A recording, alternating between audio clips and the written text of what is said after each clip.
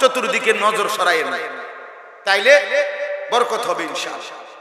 তাইলে আমি বললাম এতগুলো কথা বলার অর্থ হলো আমার প্রতিদিনকার বয়ানে আমি চেষ্টা করি এই কথাটা বলতে, যে আন্তরিকতা চাই, মনোযোগ চাই, আগ্রহ থাকা চাই, মানার মানসিকতা থাকা চাই, গ্রহণ করার ইচ্ছা থাকা চাই।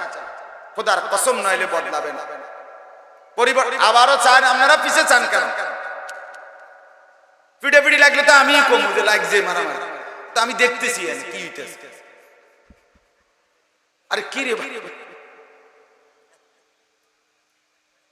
হ্যাঁ দেখছেন নি কেমন কঠিন নফস আমগরে সোজা রাখতে চায়,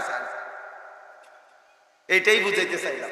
খুব কষ্ট, খুব। আমার খুলনার হযরত বলছেন, বাংলাদেশের একজন অন্যতম বুজুর্গ, পাকিস্তান করাচির বিশ্ববিখ্যাত বুজুর্গ, কুতবে আলম আরিফ বিল্লাহ হযরত মাওলানা শাহ হাকিম মোহাম্মদ আখতার রহমতুল্লাহ আলাইহির খলিফা, খুলনার হযরত মাওলানা মুফতি নুরুল আমিন সাহেব হযরত বলছেন, নামাজের মধ্যে যেই জায়গাগুলোতে চোখের দৃষ্টি যখন যেই অবস্থায় যেখানে রাখতে হয়, দাঁড়ানো অবস্থায় সেজদার দিকে, রুকু অবস্থায় দুই পায়ের মাঝখানে, বসা অবস্থায় কোলের দিকে, সেজদা অবস্থায় নাকের দিকে, আর দুই সালাম ফিরাইবার সময় আপনার এই কাঁধের উপরে। তো হযরত বলেন যে এই প্রথম যেই চারটা, অর্থাৎ দাঁড়ানো অবস্থায় সেজদার দিকে, রুকু অবস্থায় দুই পায়ের মাঝখানে, বসা অবস্থায় কোলের দিকে, সেজদা অবস্থায় নাকের দিকে, হযরত বলেন চেষ্টা করে দেখবেন খুব কষ্টকর, অনেক কষ্ট করে নজর এখানে ঠিক রাখতে হয়। নজর শুধু সারাক্ষণ নড়াচড়া করতে চায়, এদিক সেদিক চলে যেতে চায়। এজন্য বন্দেগী কষ্ট করেই অভ্যস্ত হইতে হয়। একদিন যখন অভ্যস্ত হয়ে যায়, আল্লাহ তাআলার মহব্বত আর মারিফাতের মজা আর স্বাদ পাইতে হয়।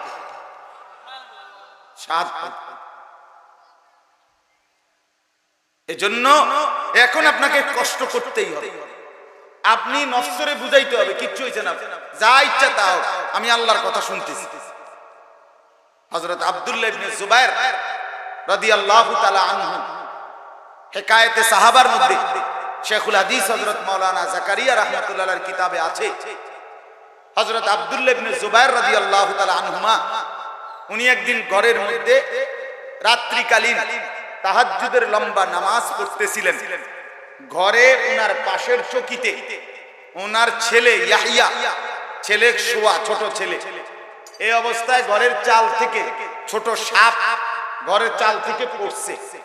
বিবি বাচ্চারা অন্যরা হই হুল্লুর চিল্লাচিল্লি চেঁচামেচি করে এই সাপ মারছে, চিৎকার চেঁচামেচি করছে।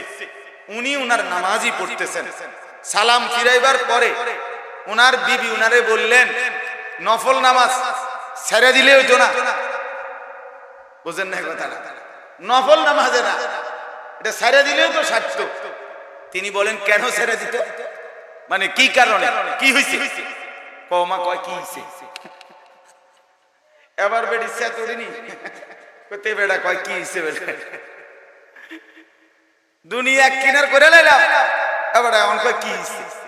উনি বলতে আসলেই কি হয়েছে বলো, আমি তো বুঝতেছি না কি হয়েছে। হায় আল্লাহ, আপনি কিছুই টের পান নাই? না। এতক্ষণ পর্যন্ত সাপ পড়লো, মারলাম, চিৎকার দিলাম আমরা, এত আওয়াজ হইলো, আপনি টের পান নাই কিছুই? হ্যাঁ। তিনি বলছেন বিবিকে, হাই বিবি, যদি টেরই পাইতাম তাহলে কি সেটা আমার নামাজ হতো?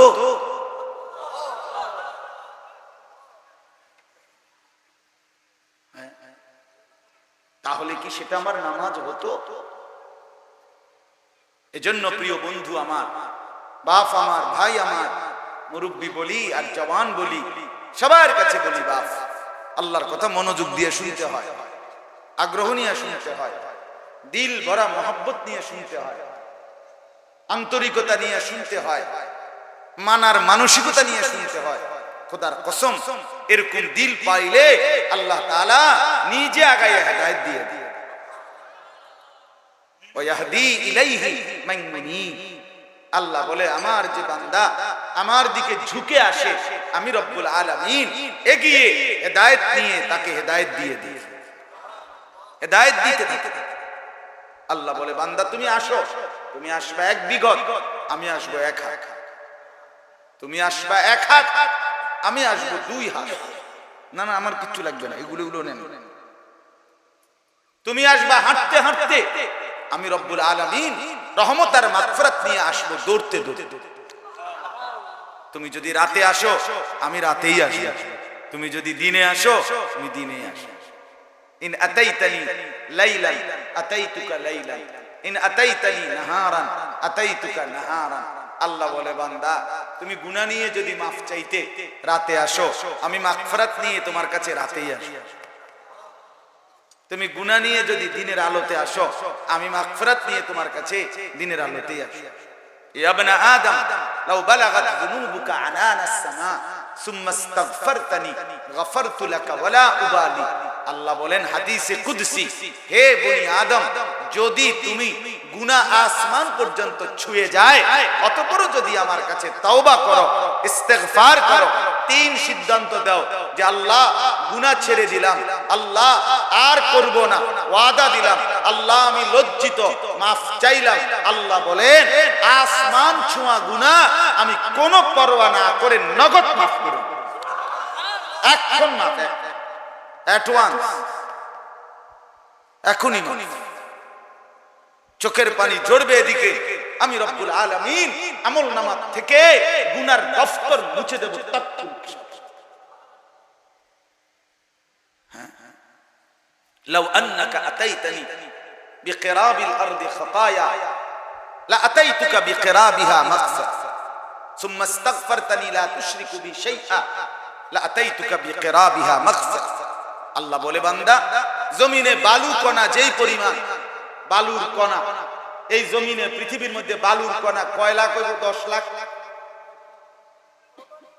10 লাখ, 10 কোটি। আপনার 14 গোষ্ঠী কন্যা পারবো কথা বলেন। তো আল্লাহ তাআলা বলেন বান্দা জমিনের বালুর কণা যেই পরিমাণ, তোমার গুনাহ যদি হয় সেই পরিমাণ, সেই গুনাহ নিয়েও যদি তুমি আমার কাছে আসো আর শিরিক মুক্ত ঈমান নিয়ে, আমার সাথে আর কারো সাথে শিরিক করো নাই, শিরিক মুক্ত ঈমান নিয়ে যদি তওবা করো, 3 শর্ত তওবা। তওবা মানে 3 জিনিস। কয় জিনিস? আবার বলেন। 1 নাম্বার গুনাহ ছেড়ে দিলাম, বলেন। 2 নাম্বার আর করব না, ওয়াদা দিলাম। 3 নাম্বার লজ্জিত, আমি মাফ চাইলাম। এই 3টা হইতে হবে একসাথে। আল্লাহ বলেন এরকম তওবা যদি আমি পাই, আমি তো দিল জানি, আমি যেমন মুখের কথা বুঝি, আমি তোমার অন্তরের কথাও বুঝি। আল্লাহ বলেন সত্যিকার এমন তওবা যদি হয়, তাহলে আমি আল্লাহ সমপরিমাণ মাগফিরাত নিয়ে তোমার কাছে আসব। হ্যাঁ, শর্ত হইল তওবা তওবার মতো হইতে হইবে। ও বিড়ি খাইতে খাইতে আস্তাগফিরুল্লাহ, আমনের এই আস্তাগফিরুল্লাহর রূপে আস্তাগফিরুল্লাহ বুঝেন নাই? আমনের আস্তাগফিরুল্লাহর উর্ফে কি? আস্তাগফিরুল্লাহ মানে আপনি যে আস্তাগফিরুল্লাহ কইছেন এটার রূপে কইলাম আর আস্তাগফিরুল্লাহ। এই বিড়ি খাই না আস্তাগফিরুল্লাহ, মানে টেলিভিশনে বেডি চাইতে আছেন, টেলিভিশনে না চা দোকানে বসে আর মুখে আস্তাগফিরুল্লাহ আস্তাগফিরুল্লাহ, ওইটি কি শুরু হলো? দেশটা কি শুরু হলো? মানে আপনি যেটি চাইতে আছেন এটি শুরু হয়েছে আর কি। এটারে কি বলে না? এটারে তো এটা ধোঁকা, ধোঁকা, ধোঁকা। ছেড়ে দেওয়ার কোনো মানসিকতাই নাই, গুনাহ ছাড়লো না, মানসিকতাও নাই, এমনি বলতেছে আস্তাগফিরুল্লাহ। এটা হবে তওবা হয় 3 জিনিস। ছেড়ে দিলাম, আর করব না, ওয়াদা দিলাম, লজ্জিত, আমি মাফ চাইলাম। আল্লাহ বলেন এমন দিল ওয়ালা তওবা যদি আমি পাই, তো আমি 90 বছরের গুনাহগার পাপীকেও 1 নিমিষে মাফ করব। আল্লাহ আমাদেরকে তৌফিক দান করেন, আল্লাহ আমাদেরকে বুঝ দান করেন। এজন্য বাপ আমার, বন্ধু আমার, আমি প্রতিদিন কিছুক্ষণ সময় ব্যয় করি এই কথার উপর যে মনোযোগ চাই, আন্তরিকতা চাই। মসজিদে জুমার বয়ান হয়, মুরব্বীরা প্রথম কাতারে এই বাপ চাচা জেডারা, হুজুরের ওয়াজ শুরু, এবারে জুরানি শুরু।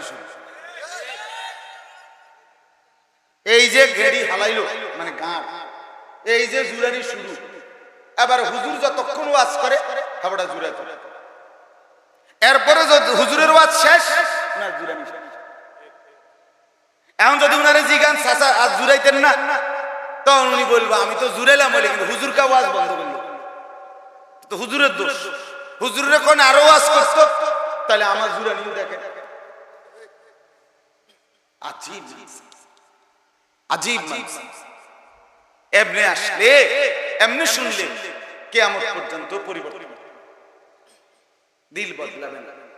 ছেলেরা মসজিদের পিছন দিক দিয়ে বসে এই ঠেলা ঠেলি ধাক্কা ধাক্কি খুসাখুসি, কেউ শার্ট ধরে টান দেয়, কেউ টুপি ধরে টান দেয়, কেউ প্যান্ট ধরে টান দেয়, কেউ মোবাইল টিপে, কেউ হাসি মজা ফালতরামি, এই ফালতু কাজ করলে এভাবে যদি সে 50 বছরও মসজিদে আসে যায়, তার জিন্দেগির কোনো পরিবর্তন হয় না, পরিবর্তন হয় না। এজন্য আজকে আমি সবসময় বলি, বাস্তবিক অর্থে যথাযথ আন্তরিকতার মনোযোগ থাকলে, আগ্রহ থাকলে, মানার মানসিকতা থাকলে, খোদার কসম আমাদের মসজিদগুলোতে প্রত্যেক জুমার নামাজে ইমাম সাহেব এবং খতিব সাহেবরা যেই বয়ান করে উম্মতের হেদায়েতের জন্য, এই বয়ানই, জুমার বয়ানই যথেষ্ট। কিন্তু সত্যিকার সমস্যা কোথায়? মানসিকতা নেই, দিলের মধ্যে অনুভূতি নেই, মানার কোন প্রেরণাই নাই। আমরার হুজুর, আমরার হুজুর, আমরার ইমাম সাহেব, আর এবার আর কিতা কই, এবার কিতা আমরা আপনার ইমাম সাহেব হইছে দেখি আমরা হচ্ছে গেছে। এটা একটা অসভ্য কথা না? বলেন না কেন? এটা কেমন কথা বললেন? আমরা ইমাম সাহেব অনেক সময় মাহফিলে বহুত বড় আফসোস লাগে, ও বলে যে হুজুর আসরের পরে কেউ ওয়াজ করব, আমরা ইমাম সাহেব হারা টুকটাক কিছু কথা টথা কইব, মানে এটাকে যেভাবে বর্ণনা করে মানে এটা ফালতু। এটা কোন ইনসাফ হইল? কথা বলেন, এটা ইনসাফ হইল? আল্লাহর কথা যে বলে, যখন বলে, এলাকার হোক আর সাঙ্গের দেশের হোক আর মঙ্গল গ্রহের হোক, খোদার কসম আল্লাহর কথা যে বলে সেই দামি, সেই সম্মানী, তারটাই মূল্য। তিনি ইমাম হোক, তিনি খতিব হোক, এলাকার হোক, দূরের হোক, দূরের। হ্যাঁ, আমার খুলনার হযরত বলেন প্রত্যেক মসজিদের ইমাম মুয়াজ্জিন দুইজনই আল্লাহ তাআলার প্রিয় বান্দা, আল্লাহর নেক বান্দা। ওই এলাকাবাসীর উচিত দ্বীন শিখার জন্য, আখিরাতের রাস্তা চিনার জন্য নিজ নিজ মহল্লার ইমাম, মুয়াজ্জিন, খতিব উনাদের সাথেই উপযুক্ত সম্পর্ক, আন্তরিকতা বাড়ানো উচিত। তাইলে দেখা যাবে হেদায়েতের জন্য, জান্নাত পাওয়ার জন্য উনাদের রাহবারি, পথ প্রদর্শন এটাই যথেষ্ট, এটাই যথেষ্ট। আন্তরিকতা, সোজা কথা হইল আন্তরিকতা, আন্তরিকতা দরকার, মানার মানসিকতা দরকার। এই জন্য ইনশাআল্লাহ আজকের থেকে ওয়াদা দেন, এই যারা এতক্ষণ শুনলেন মনোযোগ দিয়া, তারা ওয়াদা করেন যে মসজিদে জুম্মার বয়ান, দাওয়াত ও তাবলীগের সাথীদের বয়ান, এরপরে খানকা আল্লাহওয়ালা পীর বুজুর্গদের বয়ান, এরকম ওয়াজ মাহফিল, বিভিন্ন মহল্লায় মসজিদে মাদ্রাসার ইসলাহি বয়ান, সব ক্ষেত্রে যখনই আল্লাহর কথা হয়, নেক কথা হয়, সেটা শতভাগ মনোযোগ, আন্তরিকতা, মানার মানসিকতা নিয়ে শুনবেন। বলেন ইনশাআল্লাহ। দিল থেকে বলেন, দিল ধোঁকা দিয়ে হাত তুললেন না, বাটপারি সিটারি করে হাত তুললেন না, কিন্তু কইলাম ক্ষতি হইব, কিন্তু হাতে হাত নামা। গরুর গোশত নামাজির লেগে যে এই স্বাদ, নাফরমানের লেগে এই স্বাদ। কথা বলেন না কেন? অসুবিধা কি? বেশি কি আগাইছে, বেশি কি অর্জন হয়েছে? বলে দুনিয়ার এই সুদখোর, ঘুষখোর, এই সিটার বাটপাররা, হারাম রোজগারকারীরা, এরা দুনিয়া বেশি কি ভোগ করছে, কোনান দিয়ে আগায় গেছে আমরা। কথা বলেন, এখন বাজে 7:40, মনে করেন এখন বাজে কত? আমরা যারা মাগরিবের নামাজ পড়ছি তারা রং বাজে বাজে, আর যারা আপনার সুদখোর, ঘুষখোর, বেনামাজি, এখন কয়টা বাজে? তো হেতে কিতা গেছে, হেতের যদি 8:50 বাজবে তুই না আগে যেত। কথা বলেন, কি রে বেটা, তুই আমার থেকে কি আগে? তোমার যে সময় 7:40 বাজে, আমারও তো এই সময় 7:40 বাজে। এই জন্য দুনিয়া আগায় না, দেখা হবে হাসরের ময়দানে। শায়েখ বলে কথা হবে হাসরের ময়দানে, বুঝা যাবে হাসরের ময়দানে কার মা আছে কার মা নাই। আল্লাহ বুঝার তৌফিক দান করেন। তাহলে কি বললেন? যারা অনুসরণ করবে কাকে? রাসূলকে। আর অনুসরণ করবে কাকে? কোরআন। তারা কি হবে? সফল হবে। কি হবে বলেন? আর সেই সফলতা মানে জান্নাতি হবে। বলেন না, কথা কর না। সফল হবে মানে কি হবে? জান্নাত। সবাই বলেন কি হবে? আবার বলেন কি হবে? জান্নাতি হব তো ইনশাআল্লাহ। চাই তো ইনশাআল্লাহ। আল্লাহ তৌফিক দান। আরে চাইতে হয়, চাইতে। নবীজি চাইতেন আল্লাহুম্মা ইন্নী আসআলুকা রিদাকা ওয়াল জান্নাহ। আল্লাহ আমি আপনার সন্তুষ্টি চাই, জান্নাত চাই। এবার আসেন, রাসূলুল্লাহ সাল্লাল্লাহু আলাইহি সাল্লামকে অনুসরণ করবে কেন? আল্লাহ বলেন 10 কারণ। এই এক আয়াতে বলছে 10টি কারণে তোমরা রাসূলকে অনুসরণ করা উচিত। কয়টি কারণ? 10টা গুণ এখানে নবীজির বলছে আল্লাহ। এক আয়াত পুরা কোরআনে। এবার কি পরিমাণ? পুরাটা কোরআনে বহু ভাবে বহু আঙ্গিকে আল্লাহ তাআলা নবীজির মহব্বত বুঝাইছে। বলেন আলহামদুলিল্লাহ। নবীজির পরিচয়, নবীজির বৈশিষ্ট্য, নবীজির ইজ্জত, নবীজির সম্মান, নবীজির মর্যাদা আল্লাহ তাআলা কোরআনুল কারীমের মধ্যে বহু ভাবে বহু আঙ্গিকে বহু ভাবে বলছেন। কোরআন থেকে যদি নবীর প্রশংসা আলোচনা হতো, নবীজির হাদিস থেকে যদি নবীর প্রশংসা আলোচনা হতো, সাহাবায়ে কেরামের জবানের বর্ণনা থেকে যদি নবীজির প্রশংসা, নবীজির ইজ্জত আজমতের আলোচনা হইতো, তাইলে আর ঝগড়া হইতো না, তাইলে আর কন্যাকন্যা হইতো না, তাইলে আর কথাবার্তার এই ধ্বংসাত্মক ক্ষতিকর এই দিক আমাদের মধ্যে দেখা যাইতো না। আজ আফসোস হইল আমরা আল্লাহর কোরআন থেকে নবীকে পেশ করি না, রাসূলের হাদিস থেকে নবীকে পেশ করি না, আমরা সাহাবায়ে কেরামের কথা থেকে রাসূলকে পেশ করি না। যদি এখান থেকে পেশ করতাম তো খোদার কসম আমাদের জীবন আরো সুন্দর হতো, আরো সুন্দর, আরো সুন্দর। আজ আমরা বুঝলাম, আজ আমরা ভালোবাসার অনুসরণকে আলাদা করে ফেলি। কথা এই ছিল না, কথা ছিল ভালোবাসা যা অনুসরণ আমরা আলগা করে ফেলছি। এই কাগজ, এই যে হ্যান্ডবিল, এটা এটা এই পিঠ, একটা পিঠ, এটাই প্রমাণ করে এই পিঠ আছে। মানে এই পিঠকে অস্বীকার করে এই পিঠ বানানো বা দেখানো সম্ভব? বুঝেন নাই আমার কথা? মানে আপনি এই পিঠটা আলগা করেন সাইডে, হবে না, কোনোভাবেই হবে না। তাহলে এই পিঠ স্বীকার করলে এই পিঠ স্বীকার করতে হবে না, এই পিঠ অস্বীকার করলে এই পিঠ থাকবে না। ঠিক এই পিঠে যদি হয় মহব্বত, নবীজির ভালোবাসা, খোদার কসম এই পিঠে আছে নবীজির অনুসরণ। এই পিঠে যদি অনুসরণ থাকে তো এই পিঠে আছে নবীজির ভালোবাসা। ভালো যে বাসে সে অনুসরণ করে, যে অনুসরণ করে সে ভালোবাসে। সুজাই কাগজের এই পিঠ ও পিঠ, টাকার এই পিঠ ও পিঠ, পয়সার এই পিঠ ও পিঠ। হ্যাঁ, এটাই বাস্তব। আমাদের কওমি মাদ্রাসার উলামায়ে কেরাম, দেওবন্দি উলামায়ে কেরাম যুগ যুগ ধরে আমরা এই কথাই বলে আসতেছি। আমাদের আকাবির আসলাফ পূর্বসূরীরা এটাই বলে আসছে। বিনিময়ে কেউ গালি দোক, নলে শিক্ষার দোক, কেউ যদি ডোল ফিটটাও গাইলা, কেউ যদি একের মাইক না মাইয়াও তামাশা করে হাত তুলবেন। আল্লাহ আমাদেরকে বুঝ দান করে। এজন্য আমি পাক্কা নিয়ত করাইলাম, জুমার দিন বয়ান শুনবেন, চোখ খুললাম, আপনার ঘুম আসে, মুরব্বী আপনি প্রয়োজনে 100 বার নরেন চড়ে, 500 বদলা, তারপরে জুড়ে 1 লাখ বার প্রয়োজন আপনি লড়বেন। অসুবিধা কি? আখিরাতের জন্যই তো নড়ছেন। আল্লাহ তাআলা আপনি কষ্ট করলে যে আমার চোখ ছিঁড়ে যাইতেছে ঘুমে, আমি তারপরও টাইম না ধরে রাখছি, আল্লাহ তাআলা আপনাকে এই মুজাহাদার বরকতে হেদায়েতের রাস্তা নিজে খুলে দিলেন। ওয়াল্লাযীনা জাহাদু ফীনা লানাহদিয়ান্নাহুম সুবুলা। আল্লাহ পথ দেখায়, আপনি হাল ছেড়ে দিলে হইতো, হিম্মত থাকতে হবে। হাকিমুল উম্মত মুজাদ্দিদুল মিল্লাত হযরত মাওলানা শাহ আশরাফ আলী থানভী রাহমাতুল্লাহ আলাইহি বলেন, কেউ যদি জান্নাতে যেতে চায়, জাহান্নাম থেকে বাঁচতে চায়, আরো সহজ হলো হযরত বলেন যদি সমস্ত নেক আমল করতে চায়, সমস্ত গুনাহ থেকে বর্জন করতে চায়, তাহলে একটি মজবুত হিম্মত, মনের মধ্যে একটা দৃঢ় বিশ্বাস, এটাই যথেষ্ট। আমি আমার আল্লাহর নাফরমানি করব না, আমি আমার আল্লাহর হুকুম ছাড়ব না, এটা যদি হৃদয়ের সাথে কেউ বোঝাপড়া করে, দিলের সাথে, খোদার কসম আল্লাহ তার জন্য ওই পথ আসান করে, আসান করে।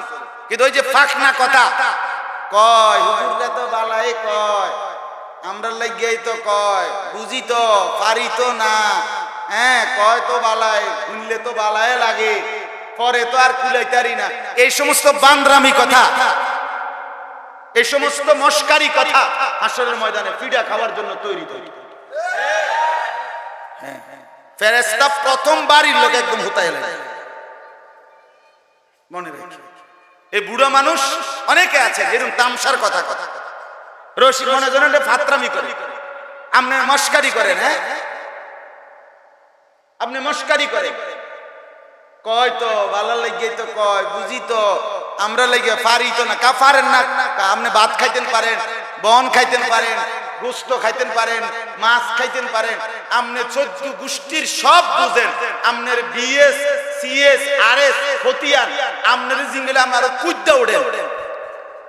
ঘটনাটা কি? আপনার যে সাদওয়ানে 3 জনে দৈর্য থামান জানা, আরে যারা আল্লাহ দোয়া কত থামেন না, আরে রাখ রাখ বেটা, তারে বুঝাই হলো বেটা, আপনি দিয়ে এখন 60 মাঠ বইতে আলাম। ঘটনাটা কি?